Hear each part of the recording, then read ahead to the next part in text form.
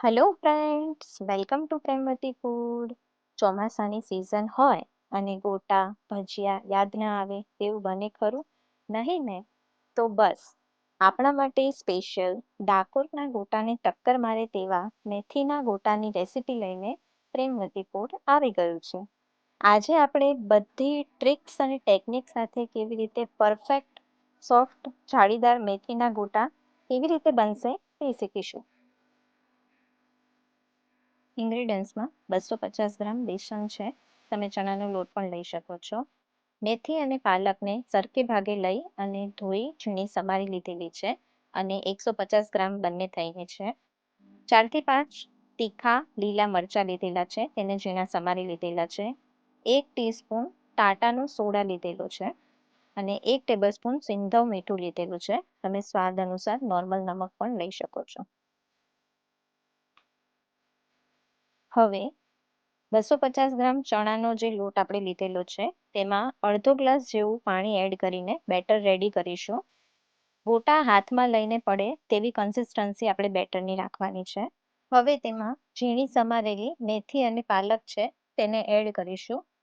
અહીં પાલકનો યુઝ કરવો તે ઓપ્શનલ છે, પણ એકલી મેથી આપણે યુઝ કરીએ છીએ તો થોડી કડવાશ એમાં જણાતી હોય છે, માટે પાલકનો યુઝ કરીએ તો ટેસ્ટ પણ ખૂબ જ સરસ આવે છે અને ગોટા પણ સરસ બને છે.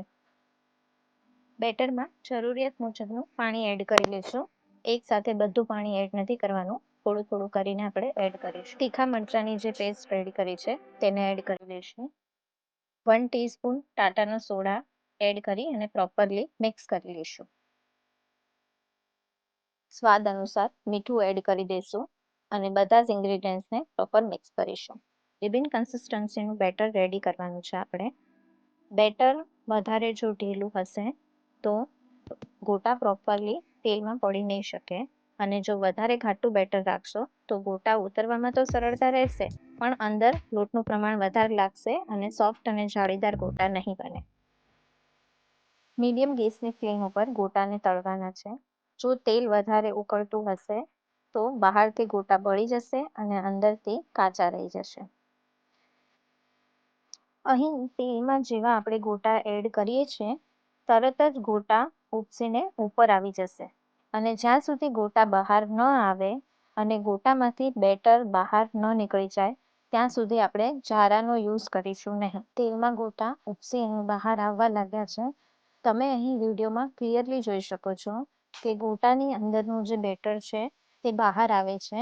એનો મતલબ છે કે ગોટા આપણા એકદમ સોફ્ટ અને જાળીદાર બન્યા છે.